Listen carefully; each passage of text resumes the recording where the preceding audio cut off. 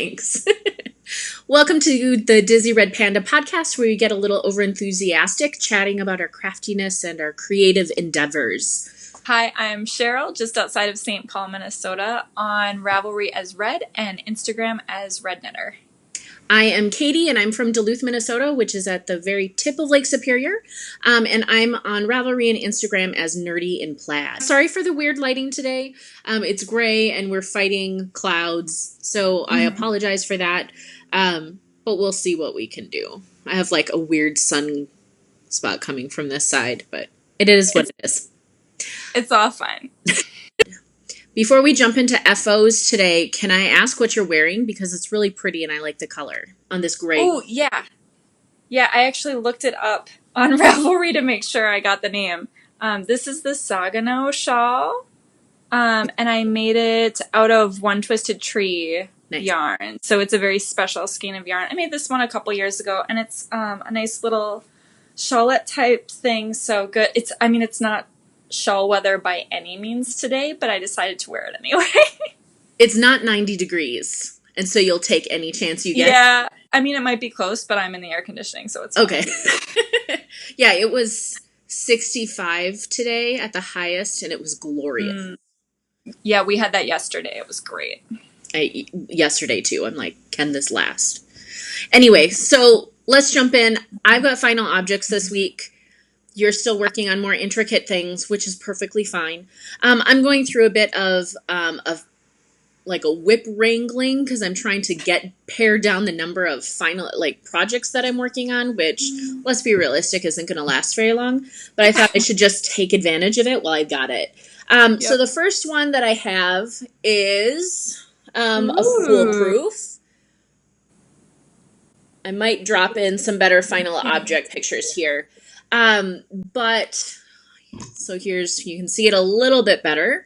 Does that one have the interesting construction? Am I remembering that right? I haven't made that. It was started out as like a mystery pattern, like a mystery with different clues. And it's been knit a million times. Well, not quite, but I feel like. Well, not by me. I haven't made it. Well, that's okay. This is the only one I've made. It's by Louisa Zass Bangham, which is just a really fun name to say anyway.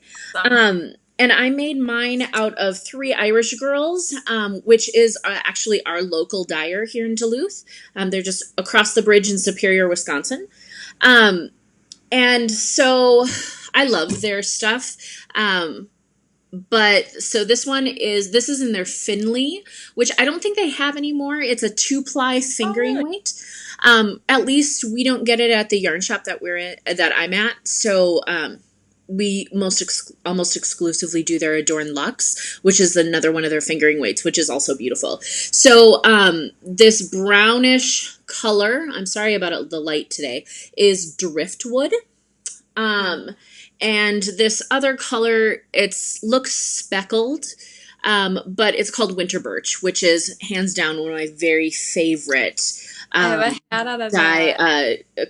by them. So it's too hot to wear it now, but I really like how the colors go well together, and it's going to be nice when fall comes. So I think it will be a really nice wearable piece. I started this in 2014, so it really did need to be finished. The pattern is pretty intuitive. I didn't really mark where I was when I stopped working on it, so that required a little bit of work on my part. But, if you don't mark where you are and then stop working on it for essentially 4 years, you get what you get. So that's the first one. The second project that I finished is also huge, so it is. Oh, wow. So here's the lace part. This is a Waiting for Rain shawl. It is huge. The original pattern calls for sport weight yarn. I used fingering weight yarn because I sub all the time. So this is out of Luette Gems fingering weight. And the pattern is by Sylvia McFadden or I think she's Soft Sweater. It's in cloud gray, which I think is accurate. I did extend the pattern because I had an extra skein of the yarn. So instead of doing like 6 garter stitch rows at the bottom, I just kept going until I was about to run out of yarn, and I did play yarn chicken. I really love this yarn. I gave it just a gentle block. I wet blocked it. So I soaked it, did the squeezing thing. And then I actually just clipped it to a gull wing dryer. So they're the air dryers that kind of fold up. Mm. IKEA has one called Frost or Frost. It's like $15, like one of the best things I've ever gotten.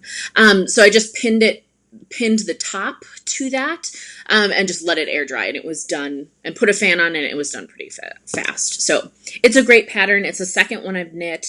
And I think because of this color, it's going to get a lot of wear for me, especially during the winter time. So yeah, it's a short row lace. She gives a lot of really good tips in the pattern on how to work with it. Lace, as I mentioned before, requires a little bit more concentration from me. So I used 1,000,000 stitch markers, and it worked fine. But no lifelines. Because, you're just working in short rows. So if you mess up, you can easily rip out the entire lace, and it's not going to hurt anything. Which I've also had to do, but I put stitch markers for every lace repeat. And then when you short row back, if you put a stitch marker at the end, like right after you short row, right after you turn, every 2 stitches, there is a stitch marker. So it becomes pretty intuitive of if you have 4 stitches left and you really need to have 2 more, you probably messed up. So it's pretty easy to see it that way. It just requires concentration. The last thing that I did was, I love this thing so much. It's ridiculous. I did it as a class. I taught it. It's called Squishy Moose by Anna Kantenbacher. It's her only toy pattern. She only has 2 patterns on Ravelry, I think. This one has less than 30-ish projects. And it was so well written. She had video links, and she did it. It's like an 8-page pattern, but she did a great job describing what you need to do. And I really, really would like her to make more. So this is Squishy Moose. I love him so much. He's a little wonky, and he's definitely squishy. Oh my gosh. Okay, are the legs coming out the bottom? Yeah, so the legs are coming out the bottom. Oh my gosh, it's a little punk. So the body is a sphere, and the legs are nearly a sphere. So we got this going on with little decreases, so it has pointy hooves. Oh and I have to show you his butt, because I know that's really weird, but it has a tail, and I made it so it's wagging. He's so cute. I'm a little... I kind of just want to carry him everywhere, which I feel like is inappropriate. No, it is. Without having a small child with me, I feel like it's a little inappropriate. So it's a great skill building pattern. It uses like 3 or 4 different cast-ons. So it uses like Disappearing Loop, which is a great cast-on. Judy's Magic cast-on. There's a couple of cable cast-ons when you're doing the antlers.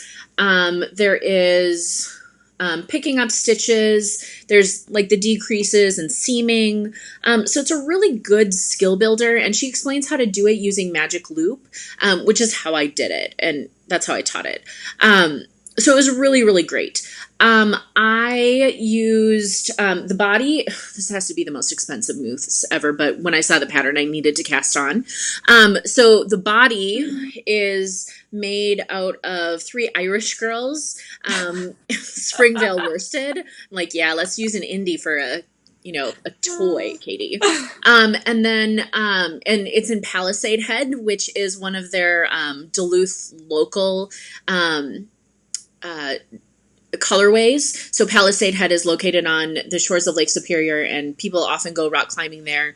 I don't like heights, so I stood on it once and looked out, and I'm like, I'm good. I'm going to stay way back here, while my partner and his son were like, yeah, let's go closer to the edge of this cliff. I wasn't about that. Anyway, it's a really beautiful view. I was really close on the yardage, though. So on the legs, you'll notice that one hoof has a little bit more hoof than the other. Oh And my gosh, so I never. I'm like, it's a back leg, it will be fine. And so I used Malabrigo, Rios, and Cocoa. Hmm. I'm like, whatever. It's a great yarn though. And then I just It's washable. it's washable. That's what I was also going for. When I make toys, I only make them washable because if I give this one away, which I'm not sure if I can, like I assume that they can be like some kid is going to grab it by the leg and like swing it around Hmm. as hard as he can or she. That's a fact. So I do a really kind of obnoxious job of seaming things on. And then the antlers are just some scraps of Rowan pure worsted in like their almond colorway, I think. Yeah.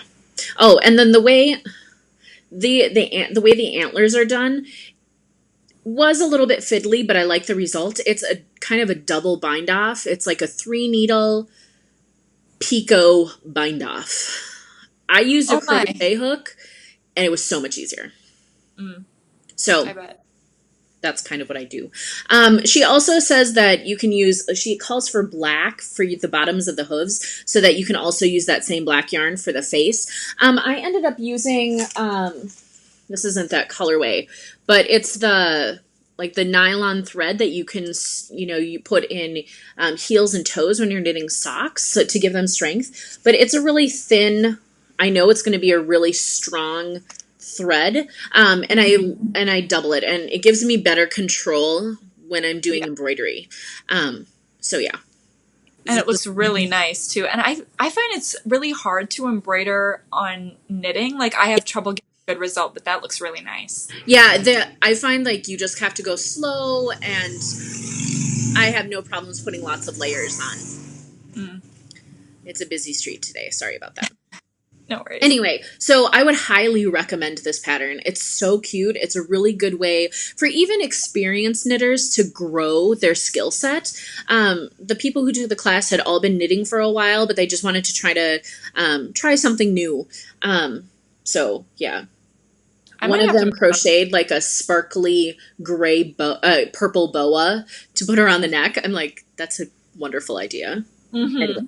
And I think the pattern is also really adaptable with this head. There's somebody in the pattern, like if you look at the projects, who made it into a cow.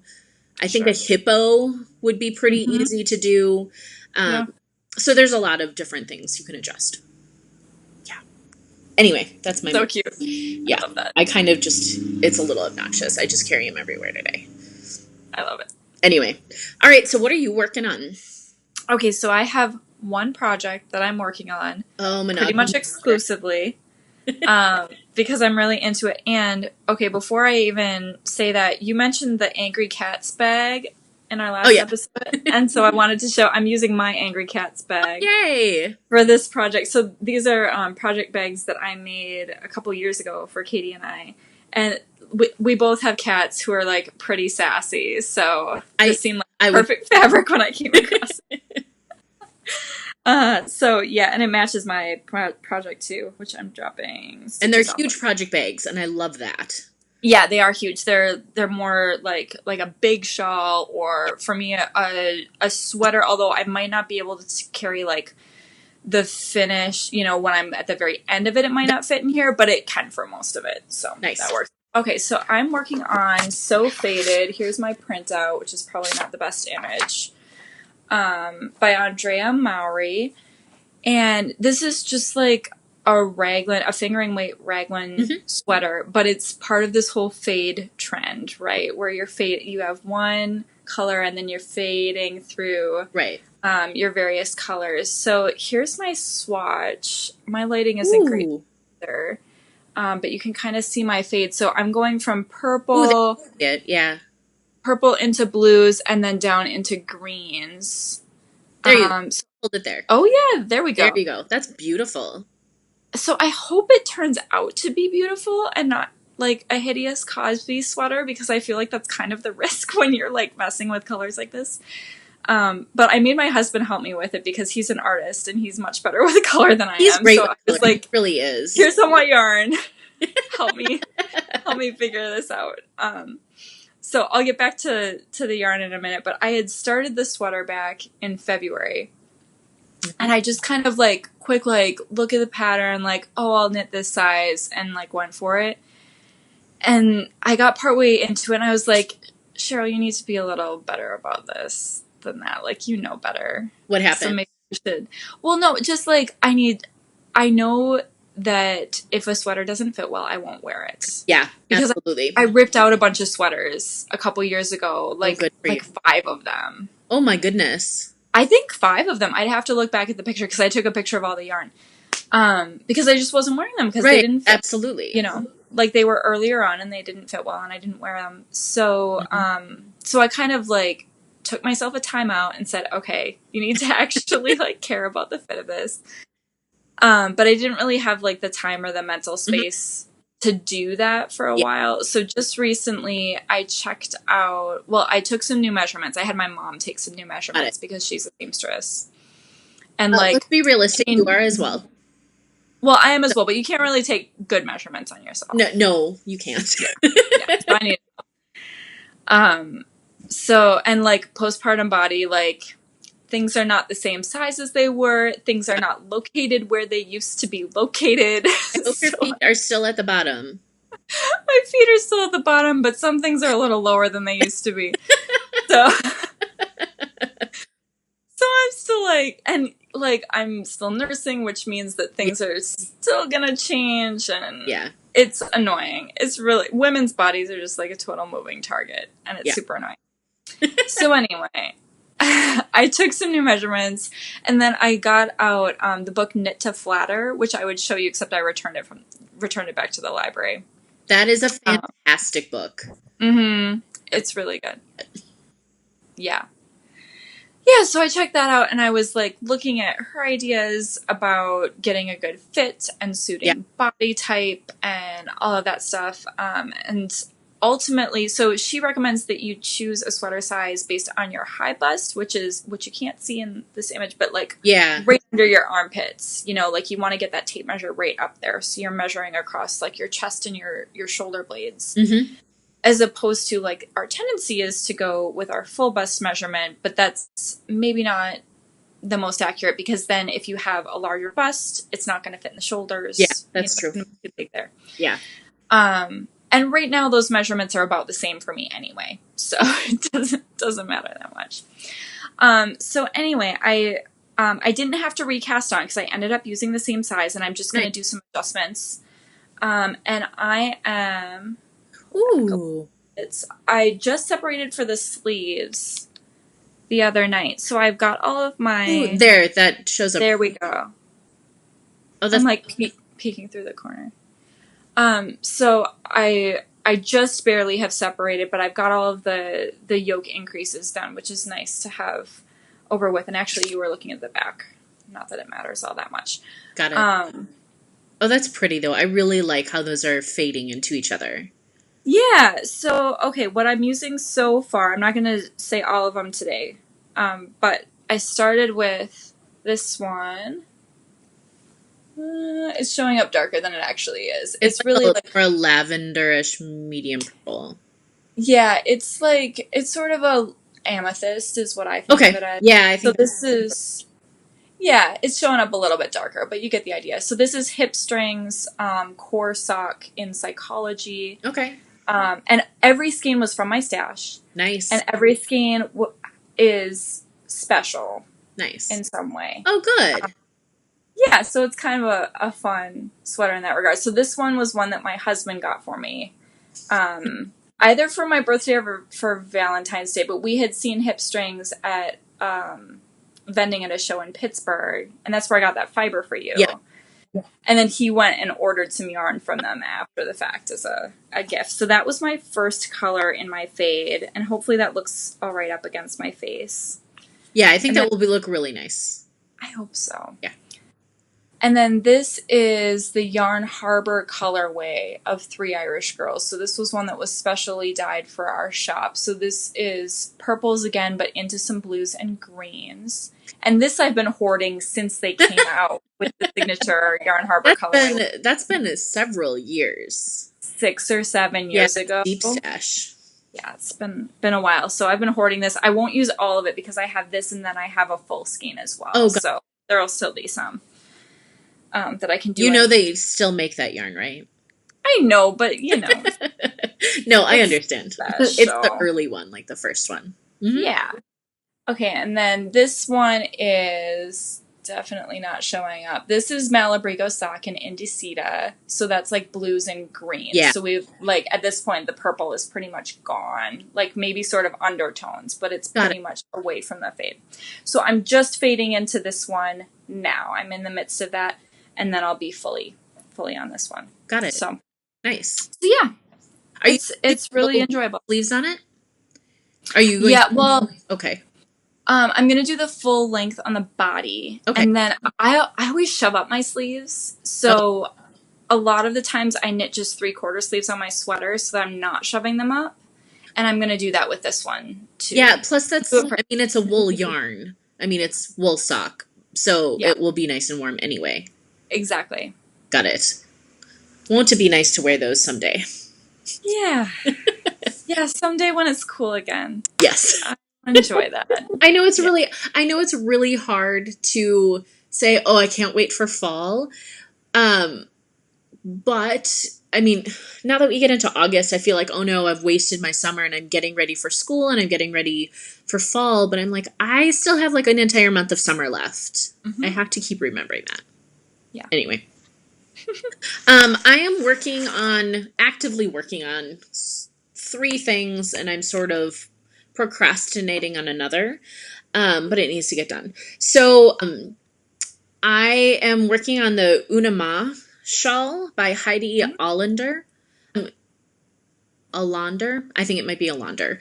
She's a Finnish designer, and she's the author of Nurmalintu, which was a triangle similar shape to the shawl that you're wearing right now. And that was really big on Ravelry a couple of years ago. This one was published in July. So I saw it and I downloaded it and I needed it.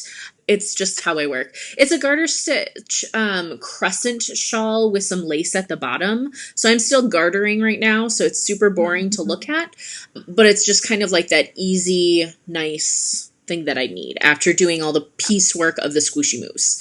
Mm-hmm. So it is a marigold color. The light is being super weird, but it is more deep gold than that. I love it. It's kind of insane. I can't say why I bought it. The yarn is one that I've only seen in one shop ever. It was an indie dyer, I think. And it was the Pearled Llama in the Sole. SOL. I don't have the tag. Well, it's on this desk somewhere. But it's a worsted weight yarn. And it has 555 yards per skein. But when I bought this skein, I also bought a purple, which I've since knitted into a shawl, and it was wonderful to work with. And so if I ever find it again, I would probably buy it. So I really, really like it. So I'm still gartering. It's fairly boring. I plan to use all of the yarn. I should say that the pattern calls for fingering weight. And like I say, I sub yarn all the time. And so that's what I'm doing for this. And I'll probably block it pretty hard, but I kind of love it. Yeah. So it's a really easy, intuitive, you just have to remember what side you're on. So nice. I got that marked with stitch markers. I'm also I also pulled out a baby sweater, because I usually have a baby sweater on the needles. Sorry, I have things on holders and I'm working on a sleeve. That's a little bit weird. This is the Little Coffee Beans sweater. I'll go this way so you can maybe see it better. It's a striped raglan cardigan by Elizabeth Smith. It's a free pattern and it has like newborn up to like a year, and I always knit the year size just because I feel like it fits longer. And this is the 5th of this pattern I've knit. So I've knit this pattern a lot and I really like it. I'm using Malabrigo Rios, another one of my favorite yarns, and I'm using it in Valentina and Pearl. And so it is a really light blush pink. Mm-hmm. There, let's see if we can get more light in. And kind of a dove gray. And I saw these at hanging on the wall of Malabrigo, which is super dangerous to sit across from in the shop. And I just saw those two colors. I'm like, they have to be together. I am not a pink person, and I love this color. So I'm just working on the second sleeve right now. I just had the button band and buttons to sew on. The only mods that I did to this, because I mod everything, is I just cast on an extra stitch to the front on either side so that when I slip the first stitch, which I do anyway, it makes a smoother edge, and then it makes it much easier to pick up the button bands for me. So that, I mean, and it doesn't show, and it just looks better, I think. So it just helps me. But yeah, I'm really excited to be getting close to this. It doesn't have a person in mind. It'll just, I don't know. It might, I don't know. We'll see. And then the last thing that I'm working actively, so I'm still working on the Weekender sweater, the beige sweater of doom. I'm on the sleeves. It's not interesting to look at or work on, but Mom's working on her sleeves too, so I kind of have to finish my sleeves before she does. Anyway, so I've been spinning instead. And this is by Hip Strings. This is, I have since ordered Hip Strings online, and her prices are really, really reasonable. And she was just at SSK, and I kind of worry I'm never going to be able to get her fiber again, because she does such a gorgeous job. So I got a 6 color merino color pack, it's called, and it's 6 ounces. It's called Skies Over Pittsburgh, and so I'm working on spinning it consistently. You can't quite see this. I did the grays, so I've done 3 ounces on my bobbin. It goes from a light dove gray into a medium gray and into the outside gray. So you can see it marling a little bit at the bottom. Pretty. And then the other 3 ounces are blues. So it'll go from a light blue to a medium blue to a darker blue, and then I'll apply those two together and see what happens. So yeah, I really like her stuff. It's a merino, which I normally don't enjoy spinning, but it's wonderful. It drafts beautifully. Yeah, that's all I've got. Nice. You have some reviewing for us, though. I'm excited to do this. Okay, I have multiple exciting things from this week. I'm glad you had an eventful week. I did not. I did. It was a good week. So yesterday we went to the county fair, which is a really big deal in my family. We're a fair family. We've always been a fair family. I've been going to this fair since before I was born, in my mother's womb. And you were in 4-H and involved in that at the state fair too. And super. The fair is also big, so we're big on fairs. Yeah. Big on fairs, yes. So we were at the county fair yesterday afternoon. Me and my mom and my husband and my son were all there. Okay. And we got to see my cousin show her sheep. Fun. Which is not a wool sheep, but a market sheep. So, we try not to think about that part of things. But it was just, it was really interesting to watch her show, because I hadn't really watched it before, even though I've been going to the fair forever. I haven't really been super interested in livestock. Got it. But it was fun because it was my cousin, and so they, lead them around in a circle, and then they have to, stand a certain way, and so they're, putting legs underneath them, and, at one point, her sheep, which was a really big sheep, hopped up and she booped it on the nose and, got it back down. It was just, hilarious to watch. And I guess she did really well. She got second place, so... That is pretty good. Yeah. Yeah, so she'll go to the state fair with it, which is... She was, crying. She was so happy. Oh, so, good. yeah, it was exciting for her. So that was kind of fun to watch.